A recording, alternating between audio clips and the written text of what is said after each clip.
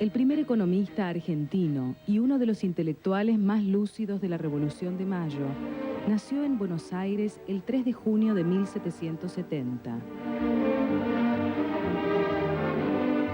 Estudió en el Colegio de San Carlos y luego en España, en las universidades de Valladolid y Salamanca. El joven Manuel llegó a Europa en plena Revolución Francesa y vivió intensamente el clima de ideas de la época.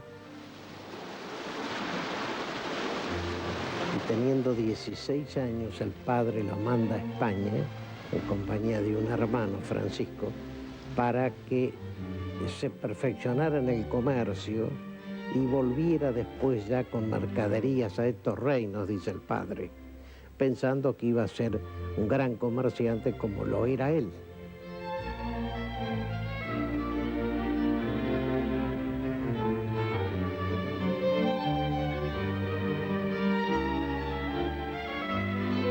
Él estudió abogacía y cuando llega el momento de seguir el doctorado, comunica a sus padres que no es imprescindible para las cosas que él quiere hacer, porque él quiere dedicarse a la gente, quiere hacer algo en favor de su pueblo.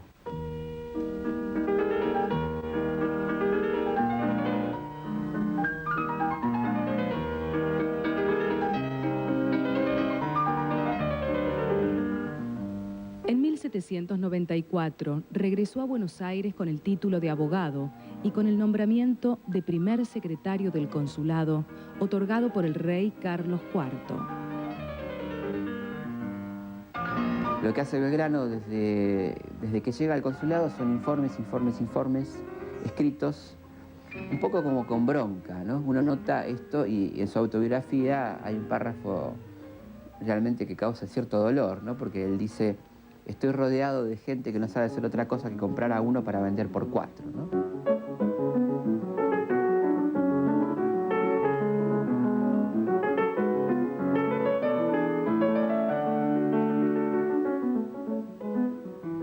Había tomado clara conciencia de la importancia de fomentar la educación y capacitar a la gente para que aprendiera oficios y pudiera aplicarlos en beneficio del país. Creó escuelas de dibujo, de matemáticas y de náutica. Pensaba que había que modificar el sistema educativo.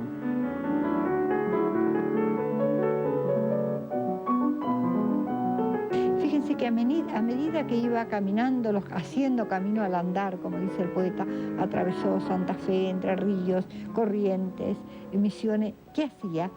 Preguntaba: ¿aquí hay escuelas? Y si no había escuelas, las fundaba. Él dice que había que empezar por las mujeres en la educación para que ellas fueran formando a sus hijos. Pero en esa época, salvo clases muy elevadas, la mujer no tenía acceso a estudio alguno, no sabía leer ni escribir por empezar. Y entonces él se preguntaba con mucho dolor que qué le iban a enseñar a sus hijos si ellas nada sabían.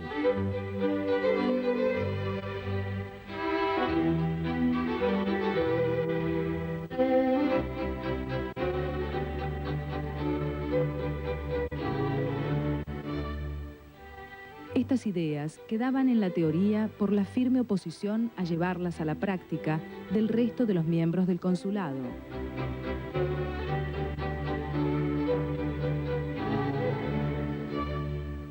El sector que manejaba el poder en Buenos Aires estaba dividido en dos: los que hacían sus negocios comerciales, que eran los monopolistas españoles, y los hacendados, que lo único que querían era exportar vaquitas, digamos, o cuero o cebo. Así que entre estos dos sectores de poder, Belgrano quedaba bastante desencajado.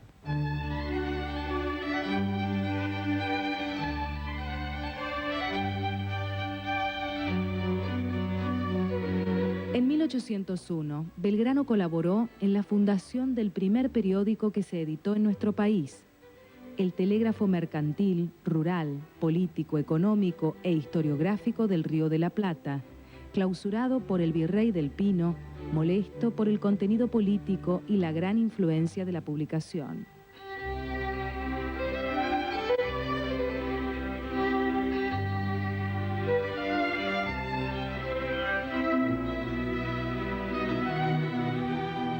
Belgrano Belgrano es nada más y nada menos que el primer economista argentino, pero un economista de un nivel intelectual importantísimo. Yo creo el más importante intelectual de la época, el tipo que tuvo el privilegio de tener contacto directo con los clásicos franceses e italianos de la revolución de aquella época, ¿no? Belgrano formaba parte del grupo de jóvenes disconformes con la administración colonial española. Con las invasiones inglesas de 1806, se le presentó la oportunidad de pasar a la acción. Belgrano se incorporó a las milicias criollas para defender la ciudad ante la inoperancia del virrey Sobremonte, que había huido a Córdoba. Las milicias elegían a sus jefes por votación y Belgrano resultó electo capitán. Estas milicias populares se transformaron en ámbitos naturales para la discusión política y la conformación de grupos afines ideológicamente.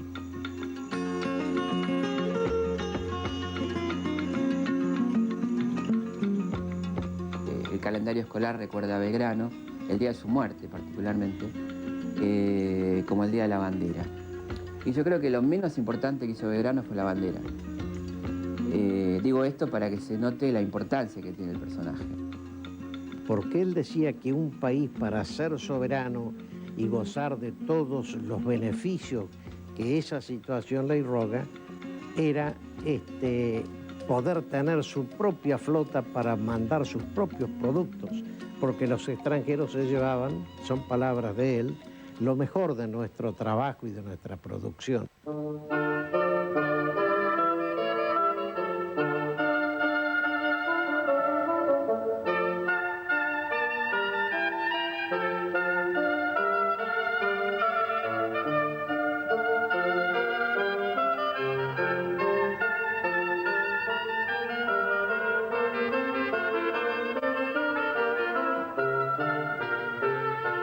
En marzo de 1810, Belgrano vuelve a la actividad periodística editando El Correo de Comercio, desde donde insistirá con sus propuestas. Estaba de acuerdo con la apertura de la economía y la libertad de comercio, pero advertía los peligros que implicaría el no ponerle límites.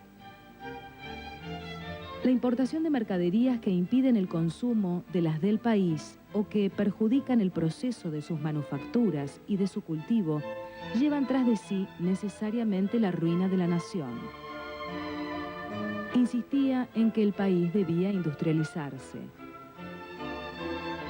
Ni la agricultura ni el comercio serían casi en ningún caso suficientes a establecer la felicidad de un pueblo si no entrase a su socorro la oficiosa industria.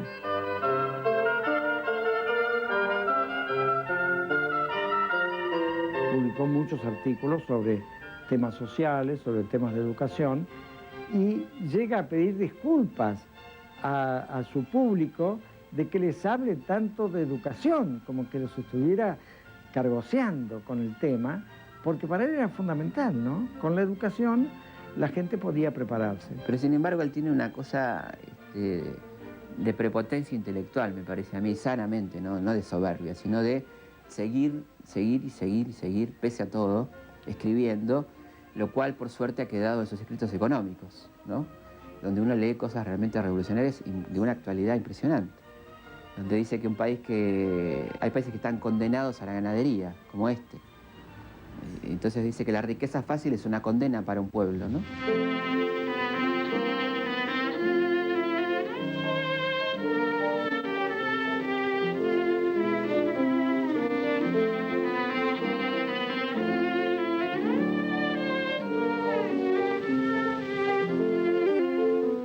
Eran frecuentes las reuniones secretas en la jabonería de don Hipólito Vieites. Allí estaban Belgrano y su primo Juan José Castelli, Mariano Moreno, Cornelio Saavedra, Domingo French y Antonio Beruti, entre otros.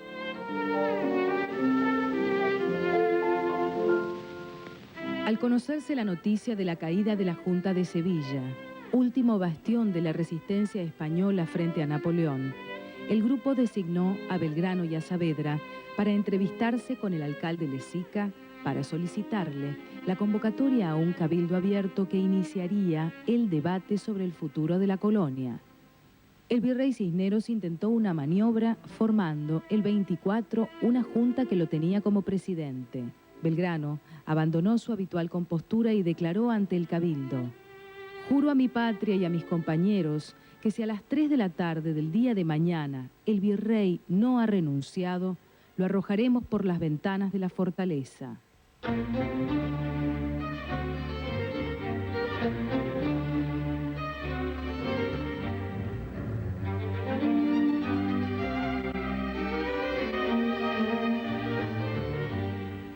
Cisneros renunció el 25 y quedó formada la primera Junta de Gobierno, dirigida y compuesta mayoritariamente por criollos, con el propio Belgrano como vocal.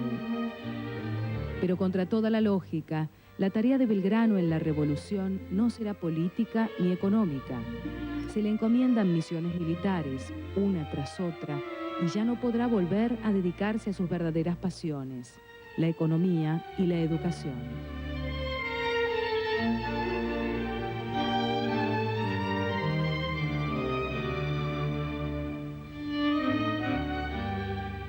Que Belgrano tenía dotes y condiciones de gobierno y estrategia política importantes y un plan político interesante, ¿no? Económico. Y lamentablemente la revolución se pierde su cuadro más lúcido, mandándolo al Paraguay.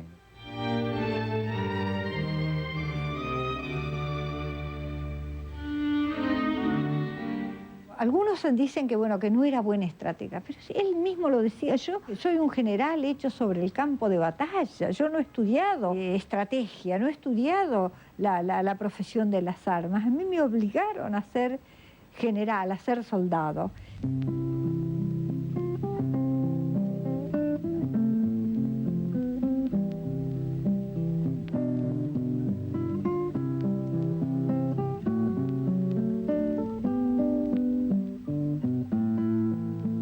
Su primera misión fue intentar extender la revolución al Paraguay, pero la campaña, aunque heroica, terminó en una derrota que implicó la pérdida de aquel territorio.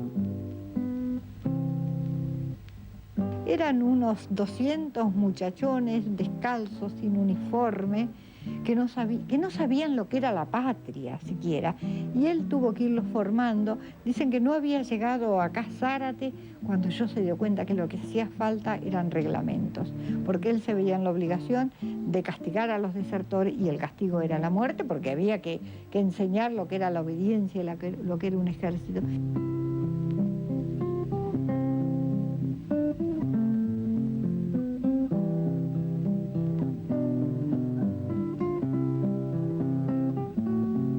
Luego, estuvo a cargo de reorganizar el ejército del norte derrotado en Huaqui.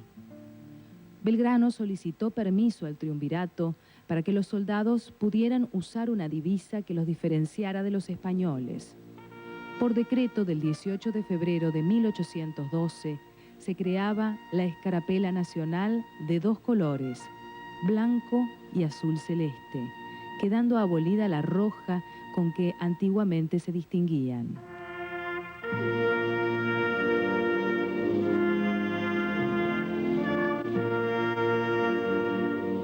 Pocos días después, Belgrano hizo formar a sus tropas frente a una bandera con los colores de la escarapela. El triunvirato, a través de su secretario, Bernardino Rivadavia, le ordenó guardar esa bandera y seguir usando la española.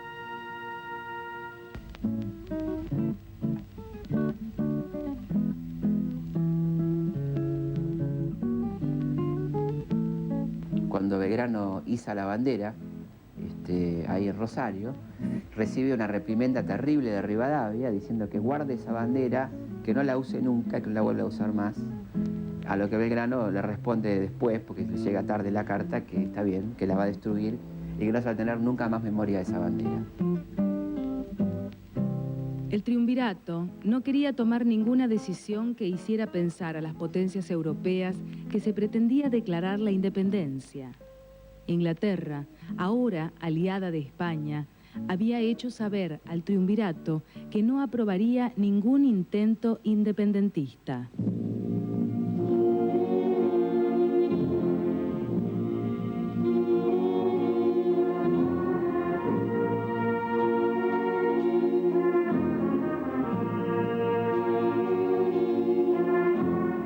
Aparentemente la primera bandera tenía 2 franjas verticales, una blanca y una celeste.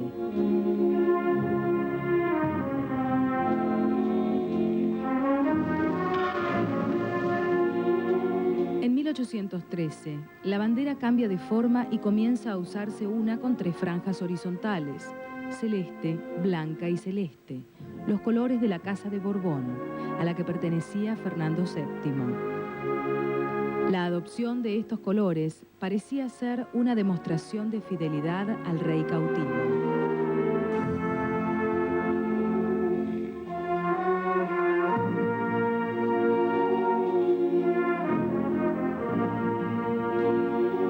Finalmente Belgrano pudo hacerse cargo del ejército del norte. El panorama era desolador. De los 1.500 soldados sobrevivientes, casi 500 estaban heridos o enfermos.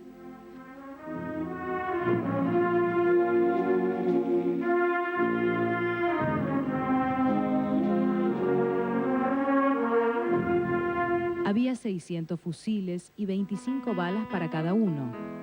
Belgrano logró reorganizarlo y proveerlo de lo indispensable como para lanzarse al ataque. Avanzó con su gente hasta Jujuy, pero recibió la orden de retroceder y dirigirse a Montevideo.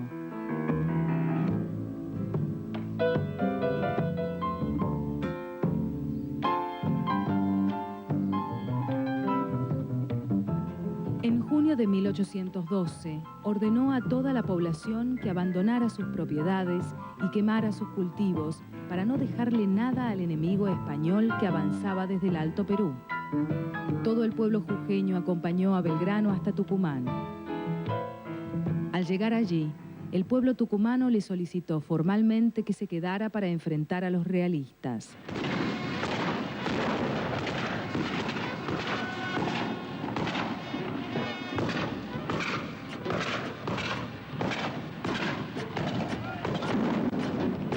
Por primera y única vez, Belgrano desobedeció a las autoridades y el 24 de septiembre de 1812 obtuvo el importantísimo triunfo de Tucumán.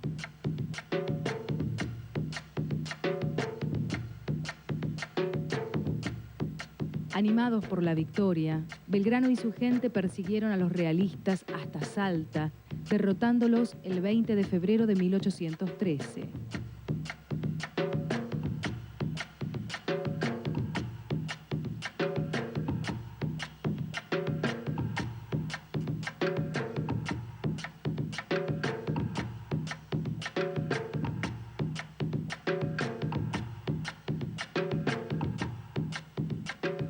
Él resuelve, después de una consulta con su Estado Mayor, quedarse en Tucumán y librar la batalla en contra de las órdenes terminantes que recibía de Rivadavia.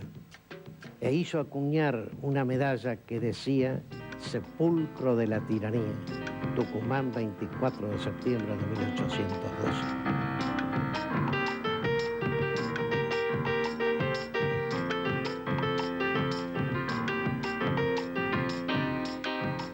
Estimulados por los triunfos, las tropas de Belgrano entraron al Alto Perú, pero los realistas recibieron refuerzos y armas desde Lima y derrotaron a los patriotas en Vilcapugio el 1 de octubre de 1813 y a Yohuma el 14 de noviembre. Belgrano se bate en retirada, con lo poco que puede salvar de sus tropas. En la posta de Yatasto, en Salta, le traspasa el mando del Ejército del Norte a San Martín. A partir de entonces los unió una relación de profunda amistad y mutua admiración.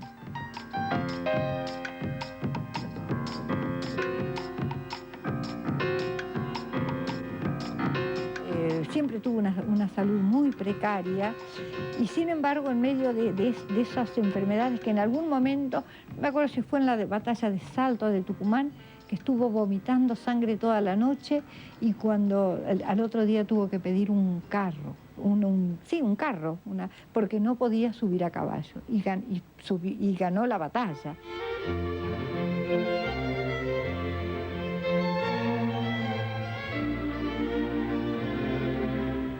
En septiembre de 1814, el directorio le encomienda, junto a Rivadavia, una difícil misión: conseguir la aprobación de las potencias europeas para la declaración de nuestra independencia. Europa asistía a la decadencia de Napoleón y la derrota de los ideales de la Revolución Francesa. Los reyes volvían a sus tronos, entre ellos Fernando VII, y no había ambiente para independencias. La misión terminó en un fracaso rotundo.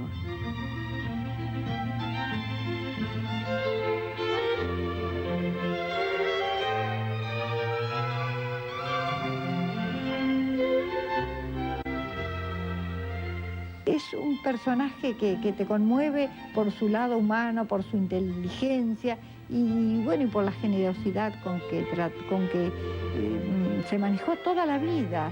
Todos tenían admiración por él, pero lo veían como una especie, como un hombre lírico, un hombre que quería cosas imposibles, pero esos imposibles se realizaron. Y esa es la gloria de Belgrano.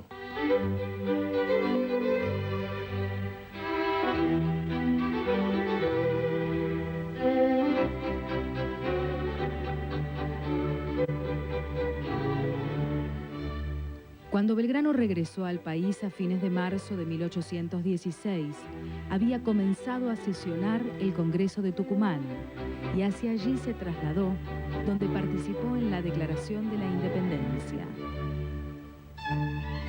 Poco después, Belgrano se reintegró a la carrera militar y participó en numerosas campañas en el norte y en el litoral. Se casó con María Dolores Helguera, una bella tucumana con quien tuvo a su hija Manuela Mónica Belgrano. En enero de 1820, el general partió gravemente enfermo hacia su última misión, pacificar la provincia de Santa Fe. Pero a los pocos días debió regresar a Buenos Aires por motivos de salud. Sin recursos, debió recurrir al gobierno para solicitar que le paguen, al menos, una parte de los 13.000 pesos que le adeudaban de sueldos atrasados. Y Belgrano es uno de esos casos que llegó a la función pública siendo una persona de buena posición, era de una familia rica. El padre era un comerciante rico, de familia italiana, digamos, y termina en la pobreza absoluta, muere en su casa paterna en la miseria total y le paga al médico con su reloj. Era lo único que le quedaba, que era un recuerdo de familia, ¿no? Es decir, en la más absoluta miseria. En el país comenzaban las guerras fratricidas de la desorganización nacional. Él, que había luchado por un país, el día que se muere encuentra que en el país había 3 gobiernos. ¿Te das cuenta? Entonces esas fueron sus batallas secretas. El morir pensando la utopía que yo alimenté no la pude alcanzar, todo se viene al suelo. Entonces, en algún aspecto yo creo que termina como un mártir.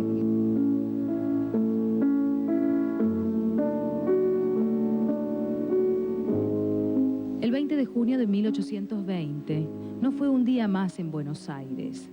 En plena guerra civil, la ciudad tuvo ese día 3 gobernadores y sin que nadie lo notara, moría Manuel Belgrano.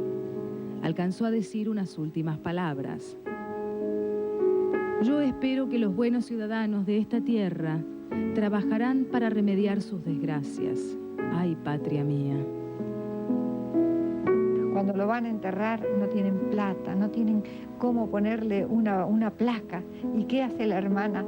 Saca de la vieja cómoda de la familia, saca un pedazo de mármol y se lo ponen arriba del ataúd. Ese fue Belgrano. Yo creo que es un ejemplo que hay que seguir, ¿eh?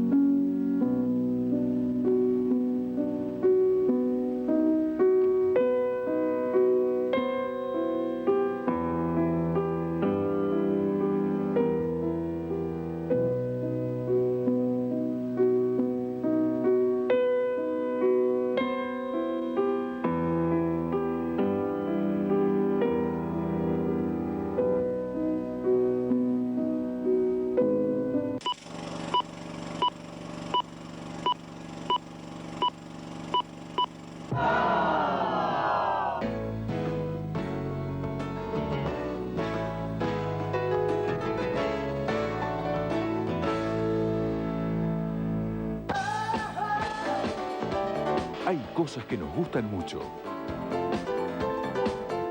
Hay cosas que son muy ricas. Otras que son muy sanas. Y está Hades, todo en uno. Tomá Hades. Hades tiene todo lo que te hace bien. Canal A presenta a un grande de la canción cubana, Pablo Milanés. Su concierto en Buenos Aires. Una presentación al ritmo de baladas, música country, boleros y de los temas que ya son un clásico. Con reflexiones acerca de su pasado y las personas que lo acompañaron a lo largo de su vida. Pablo Milanés. En exclusiva. El domingo 4 por Canal A. 24 horas de arte y espectáculos.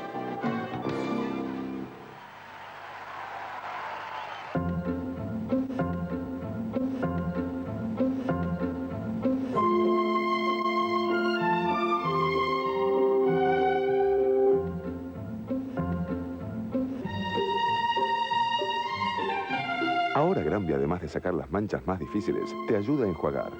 Como su nueva fórmula controla la espuma, enjuagar es más fácil y rápido. Y así, el tiempo que ahorras lo usas en lo que más quieras. Nuevo Granby enjuaga fácil. Todo lo que necesitas para un lavado total.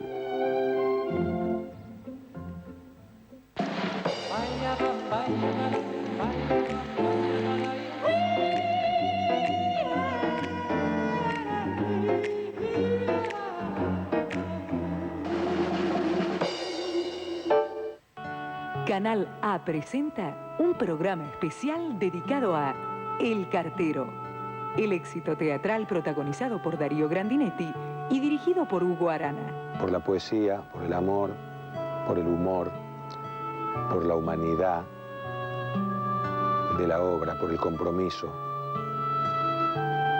de Neruda y de la pieza.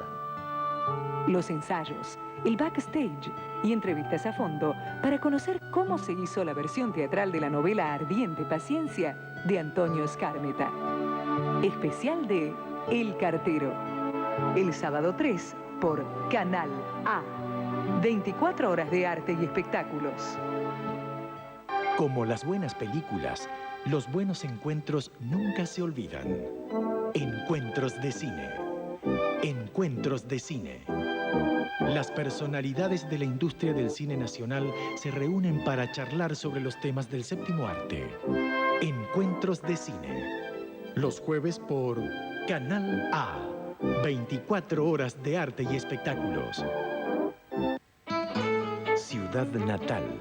El programa que relata la vida y la obra de destacados personajes de la cultura de todos los tiempos, partiendo del lugar que lo vio nacer. Ciudad Natal. Los jueves por Canal A. 24 horas de arte y espectáculos. Nuevo Hades Light, sin azúcar, con las mismas proteínas, vitaminas y minerales. Los fotógrafos y sus fotos. Las exposiciones, inauguraciones y retrospectivas. Backstage de producciones, entrevistas y reportajes, informes especiales y notas de actualidad. N Milímetros, todo sobre fotografía artística, periodística y experimental. N Milímetros, los jueves por Canal A. 24 horas de arte y espectáculos.